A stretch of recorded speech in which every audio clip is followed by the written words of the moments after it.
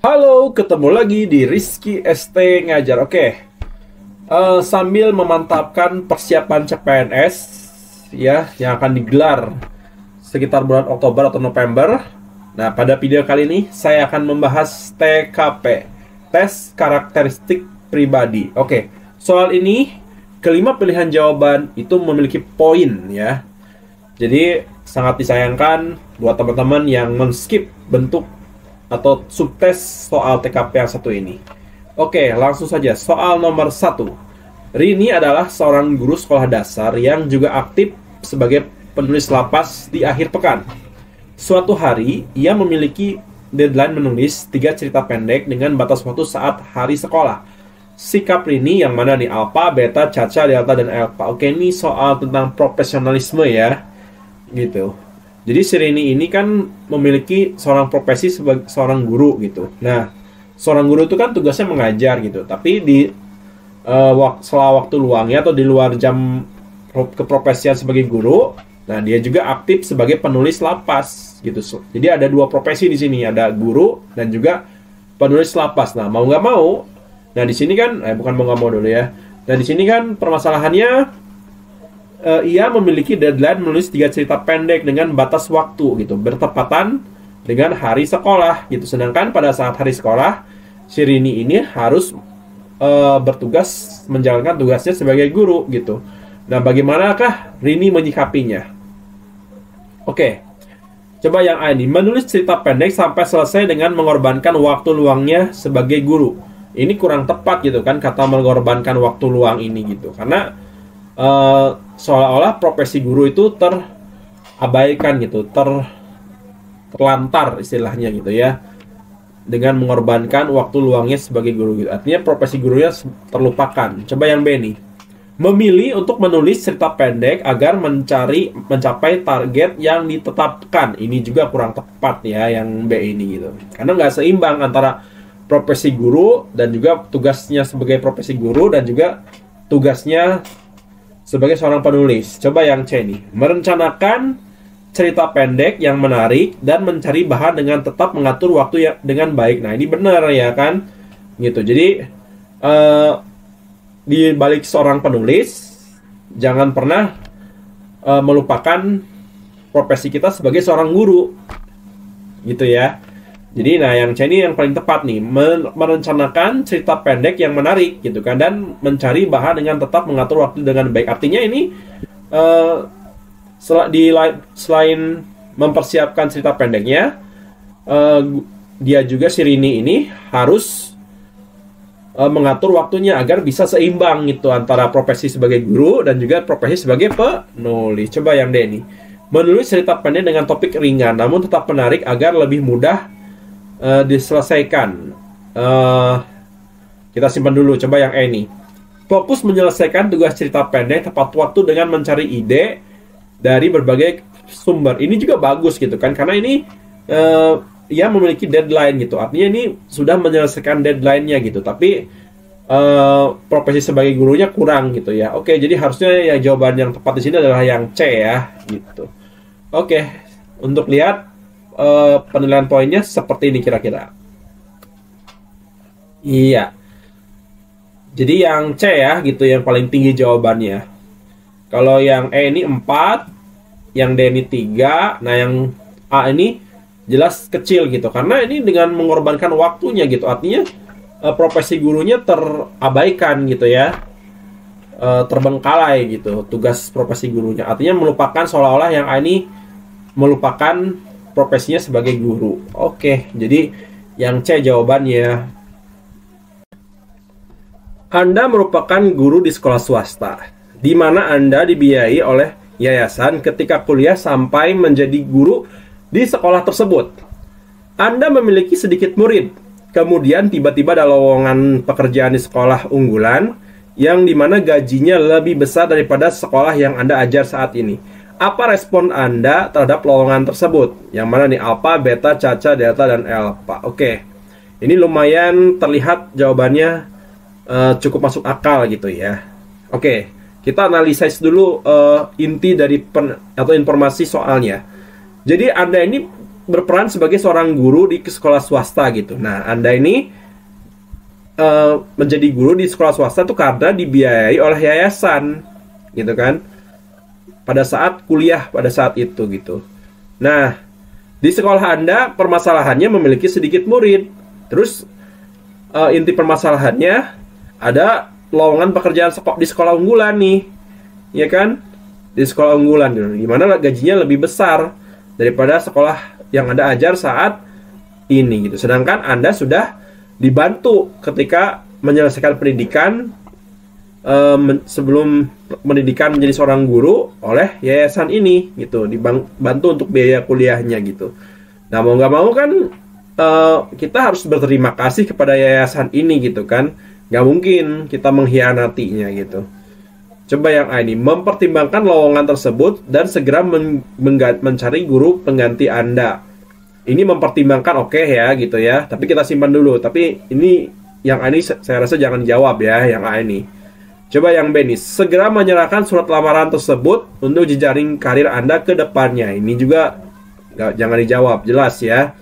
Gitu, karena ini kesannya kurang berterima kasih kepada yayasan gitu. Coba yang C nih, menolak tawaran tersebut dan tetap setia pada sekolah tempat Anda bekerja. Oke, mungkin ini yang C ini kelihatannya negatif gitu kan, menolak tawaran tersebut. Tapi coba lihat, kalau kita analisis pernyataan jawaban tersebut nih ya kan, tetap setia pada sekolah tempat Anda bekerja. Nah, ini juga bagus gitu. Artinya ini yang C ini ada rasa terima kasih kepada yayasan tersebut gitu ya. Coba yang D ini, mengabaikan lowongan kerja tersebut, ini juga nggak baik gitu ya. Gitu. Boleh saja gitu kan kita menanggapi lowongan kerja tersebut gitu. Cuman kalau bisa harus seimbang jam pelajarannya ya. Gitu, kalau bisa jam pelajarannya harus seimbang gitu. Nggak apa-apa sih sebenarnya kita melamar pekerjaan itu, tapi jangan sampai resign dari sekolah swasta tersebut gitu ya. Berarti yang D ini kurang tepat gitu, karena ini minim terhadap informasi gitu ya, mengabaikan lowongan kerja tersebut. Coba yang E nih, tetap berada di sekolah yang Anda ajar karena Anda tahu semuanya tergantung pada kepemimpinan individu masing-masing untuk pengembangan diri. Ini juga bagus gitu. Nah, kira-kira yang tepat yang mana nih, atau yang paling tinggi poinnya? Oke, langsung saja kita cek sama-sama. Survei membuktikan. Iya. Jadi yang paling tertinggi pertama pada soal ini adalah yang C ini, yaitu menolak tawaran tersebut dan tetap setia pada sekolah tempat Anda bekerja. Ini yang paling tinggi gitu kan. Cuman kan pasti permasalahannya gajinya kecil gitu kan, muridnya sedikit gitu kan. Hati mana sih yang tidak tergoda dengan lowongan pekerjaan di sekolah gajinya gede gitu? Ya boleh-boleh saja gitu kan sebenarnya, boleh-boleh saja gitu. Yang A juga sebenarnya benar gitu, boleh ya kan gitu. Tapi ya mungkin permasalahannya di sini, Anda tuh sudah dibantu oleh yayasan ketika Anda sedang kuliah gitu kan, sampai menjadi guru tersebut gitu. Artinya kita harus berterima kasih ya. Jadi jelas jawabannya adalah yang C. Oke, soal nomor 3. Ada seorang siswa yang menjadi wakil ketua OSIS yang akan ditunjuk sebagai ketua OSIS di periode berikutnya. Guru menyuruh siswa ini untuk ikut pelatihan kepemimpinan. Tetapi siswa tersebut juga memiliki hobi hiking ke gunung yang sangat dia nikmati. Sebagai guru, tanggapan baik dalam menangani kasus siswa tersebut adalah oke. Jadi lagi-lagi di sini Anda perannya sebagai seorang guru gitu kan. Nah, ada seorang siswa yang akan menjadi wakil ketua OSIS dan ditunjuk sebagai ketua OSIS gitu kan di periode berikutnya. Nah, ketika syarat untuk menjadi ketua OSIS itu kan harus mengikuti pelatihan kepemimpinan nih ya. Gitu. Nah, mungkin pelatihan kepemimpinannya di suatu tempat di daerah pegunungan gitu ya, menjelajah dan lain sebagainya gitu. Nah, di sini ada siswa yang memiliki hobi hiking gitu kan, di antara calon ketua OSIS tersebut gitu, yang sangat dinikmati. Artinya sebagai guru harus mensupport gitu kan, memberikan dukungan untuk hiking itu sebagai acara pelatihan kepemimpinan. Coba yang A ini. Mendorong siswa untuk mengatur waktu dengan baik sehingga dapat mengikuti pelatihan kepemimpinan tanpa meninggalkan hobi hiking. Ya, benar ya yang A ini. Gitu. Tapi kita simpan dulu, cek dulu yang B ini. Menyarankan siswa untuk mengikuti pelatihan kepemimpinan terlebih dahulu, kemudian merencanakan hiking setelahnya. Oke, bisa ini juga gitu ya. Jadi lebih karena di sini fokusnya pelatihan kepemimpinan gitu kan. Hiking simpan saja dulu gitu ya. Coba yang C nih. Mengajak siswa untuk melihat jangka panjang dari pelatihan kepemimpinan dan menunda kegiatan hiking sementara waktu. Oke, ini bisa gitu kan, melihat jangka panjang. Tapi di sini menunda kegiatan hiking, sedangkan kan acara kepemimpinan kan misalnya ditempatkannya di gunung gitu kan gitu. Jadi kapan lagi kita melakukan hiking? Berarti yang C ini jangan dijawab. Coba yang D ini. Meminta siswa untuk mempertimbangkan prioritas dan memilih antara pelatihan kepemimpinan atau kegiatan hiking yang lebih penting untuk masa depannya. Mempertimbangkan prioritas. Ini nggak tepat ya gitu. Ini karena kesannya ragu-ragu gitu. Antara mendukung dan juga kurang mendukung. Kalau yang E ini memberikan siswa kebebasan untuk membuat keputusan sendiri. Nah, ini juga lebih meragukan lagi gitu kan. Gitu. Artinya tidak fokus pada inti acaranya gitu ya. Namun memberikan dukungan penuh untuk mengikuti pelatihan kepemimpinan gitu ya. Ini berarti yang kurang tepat gitu. Jadi harusnya sebagai seorang guru itu harus mendorong gitu kan untuk mengatur waktu dengan baik gitu antara hiking dan juga kepemimpinan, harus seimbang istilahnya gitu ya. Gitu acaranya. Oke, kita cek dulu poin jawabannya. Ya, jelas ya. Itu ini berurutan ya. 5 4 3 2 1. Oke, yang A jawabannya. Soal nomor 4. Seorang siswa yang aktif di OSIS sebagai ketua divisi kehumasan juga merupakan anggota tim basket sekolah yang telah mencapai babak final. Nah, siswa tersebut harus mengikuti antara mengikuti final lomba basket atau menyelesaikan program penting di divisi kehumasan. Sebagai pembimbing, tindakan terbaik yang dapat ada sarankan adalah ini lagi-lagi juga harus menyeimbangkan antara dua acara tersebut gitu. Jadi dia aktif di divisi kehumasan dan dia juga adalah bagian dari tim basket gitu. Nah, mau nggak mau kedua ini tuh harus berimbang ya kan? Harus berimbang gitu. Nah, sebagai pembimbing tindakan terbaiknya yang mana nih? Gitu, yang A. Coba cek yang A nih. Mengajak siswa untuk berdiskusi dan mencari solusi kreatif agar dapat menghadiri kedua acara tersebut dengan baik. Oke, bisa. Tapi kan ini baru diskusi saja gitu. Coba cek dulu yang B nih. Menyarankan siswa untuk memprioritaskan final lomba basket karena ini adalah kesempatan langka yang dapat meningkatkan motivasi tim. Oke. Ini juga boleh ya, gitu. Ini antara tengah-tengah kayaknya. Coba yang C nih, mengatur waktu dan membagi tugas kehumasan dengan anggota lain agar siswa dapat fokus pada final basket tanpa meninggalkan tanggung jawab kehumasan. Oke, ini juga bisa gitu kan. Gitu, ini juga bisa yang C nih, mengatur waktu dan membagi tugas kehumasan dengan anggota lain agar siswa dapat fokus pada final basket tanpa meninggalkan tanggung jawab kehumasan. Gitu ya, bisa ini juga. Coba yang D nih. Memberikan siswa kesempatan untuk memilih sendiri, namun memastikan bahwa semua tanggung jawab kehumasan tetap berjalan anggota OSIS lainnya. Ini enggak ya. Mendorong siswa untuk melakukan evaluasi dan memilih kegiatan yang paling berpengaruh pada perkembangan pribadinya dalam jangka panjang. Ini memilih kegiatan yang paling berpengaruh. Ini juga tidak seimbang gitu kan. Yang E ini. Oke. Kita cek bersama-sama poin jawabannya. Nah, seperti ini ya, gitu. Jadi yang tertinggi adalah yang A, gitu. Oke, ini ada penjelasannya. Saya coba bahas dulu. Jawaban A merupakan profesionalisme yang tinggi karena melibatkan diskusi dan pencarian solusi kreatif agar siswa dapat memenuhi kedua tanggung jawab tanpa memilih salah satu. Tuh, jadi yang A itu yang lebih tinggi gitu ya. Ini mencerminkan kemampuan dalam manajemen waktu dan penyelesaian masalah. yang sangat penting dalam peran kepemimpinan gitu ya. Nah, yang C ini mengatur waktu dan membagi tugas ini baik tapi tidak sekuat dengan jawaban A gitu, dan dalam hal keterlibatan langsung siswa. Yang B juga positif sama bagus, namun kurang ideal dibandingkan dengan jawaban A yang memungkinkan siswa untuk menjalani kedua aktivitas tanpa menunda-nunda satu-satunya gitu ya.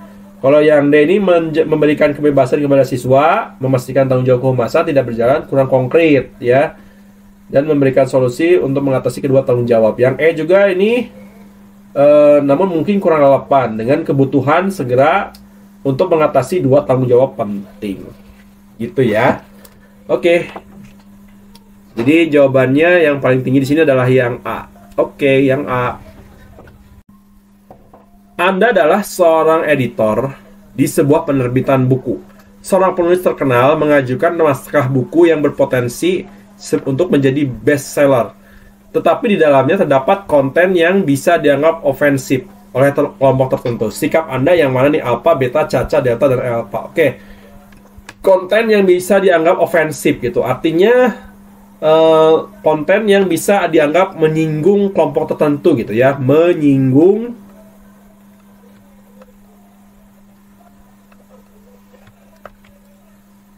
kelompok tertentu.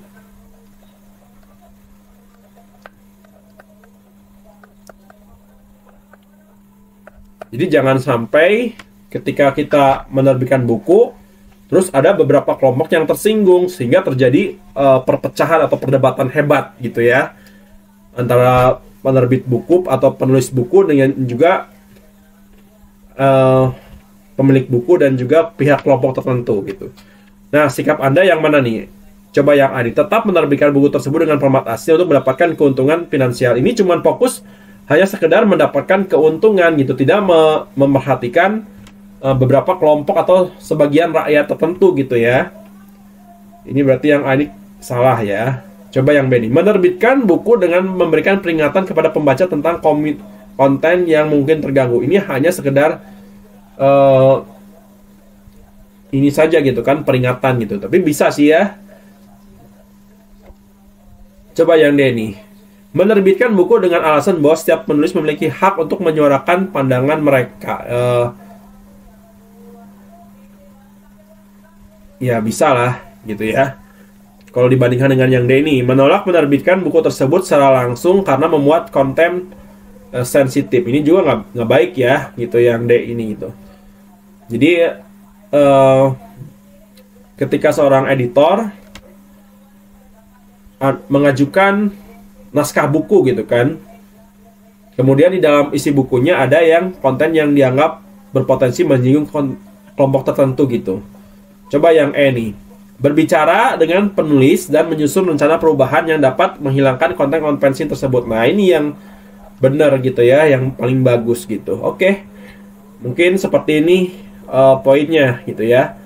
Kita cek bersama-sama. Survei membuktikan. Nah, gitu ya. Jadi yang A ini paling jelas, paling kecil gitu ya. Walaupun jadi nggak peduli gitu. Yang penting dapat untung gitu. Yang A ini ya. Coba yang B ini, menerbitkan buku dengan memberikan peringatan kepada pembaca tentang konten yang mungkin terganggu ya. Oke, bagus gitu ya. Cuman ini hanya sekedar memberikan peringatan saja gitu. Tapi kalau yang ini jelas sekali kan gitu. Jadi berbicara dengan si penulis bukunya, kemudian gimana caranya supaya menghilangkan konten ofensif tersebut gitu. Kalau yang D ini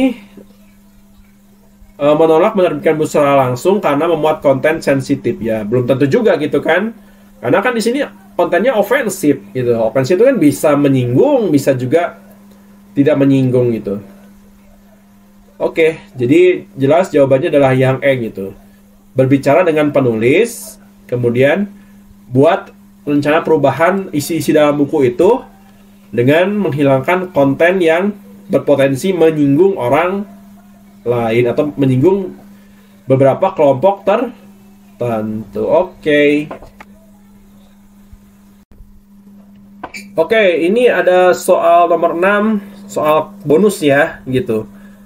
Silakan teman-teman tulis jawabannya di kolom komentar beserta penjelasannya. Selamat mencoba dan semoga video ini bermanfaat. Ya, sekian dulu video edisi kali ini. Terima kasih kepada kalian yang sudah memberikan support kepada channel ini. Artinya sudah cukup banyak kalian menekan tombol subscribe-nya. Hampir 2000 orang ya, gitu. Walaupun 2000 orang masih sedikit, mungkin kalau dibandingkan dengan channel-channel lainnya sudah sampai jutaan, ratusan ribu gitu. Alhamdulillah ini channel Rizky Saya Ngajar sudah hampir menginjakan hampir 2000 orang yang memberikan subscribe gitu ya, atau yang berlangganan di channel Rizky Saya Ngajar. Mudah-mudahan kedepannya sekitar 1 atau 2 tahun kedepannya yakin dapat 1 juta, amin ya, semoga gitu. Oh ya, buat kalian yang memiliki calon CPNS terbaru asli dari peserta kedinasan, itu silakan jangan lupa DM, email atau WhatsApp. Untuk link dan alamat email dan juga nomor WhatsApp itu sudah tersedia pada kolom deskripsi. Oke, sampai jumpa lagi di video saya berikutnya. Bye bye. Baik, ini adalah situs web dari Pripat Alpais ya. Situs web dari Pripat Alpais, bisa kalian lihat ini ya, skdpripatalpais.id ya. Nah, nanti teman-teman akan masuk ke arah sini gitu kan, klik ke bagian mulai belajar gitu. Jadi caranya pertama ini kita masuk dulu kan. Gitu. Nah, ini kebetulan saya sudah masuk ya, sudah masuk di situs web CPNS gitu ya. Nah, nanti teman-teman dari sini ada beberapa paket tryout ya. Nah, klik ini mulai belajar nih. Bisa kalian ini pilih nih kan, ada tryout. Terus di sini ada video ya kan. Di sini ada kelas online gitu ya. Oh, sorry. Kita pilih tryout aja dulu nih. Buat kalian yang ingin latihan soal-soal SKD CPNS, baik itu TWK, TIU ataupun TKP, nah nih bisa kalian coba nih pilih satu persatu nih. Harganya murah-murah tuh ada yang 12.000 ya kan, ada yang 15.000 nih terbaru nih ya, tryout SKD 2004 part 10 gitu ya. Oke. Nah nih caranya, klik selengkapnya beli paket. Nanti di sini masukin aja kode Rizky. Nih kalau mau pilih kode Rizky, kita lihat apa yang terjadi. Nah lihat nih, harganya jadi 13.000 toh gitu, jadi murah kan gitu. Pembayarannya bisa melalui KRIS. Nanti ikutin instruksi-instruksinya gitu ya. Oke. Terus misalnya mau yang mana lagi? Ini yang 12.000 misalkan. Mau beli yang 12.000.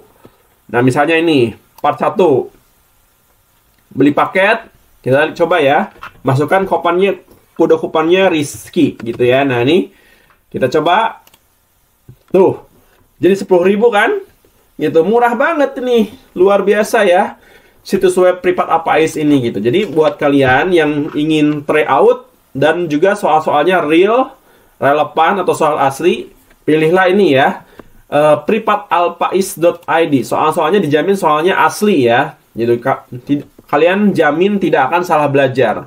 Dan saya jamin juga soal-soal di tryout SKD Pripat Alpais ini, soal-soalnya pasti keluar di SKD CPNS nanti gitu ya. Oke, selamat mencoba.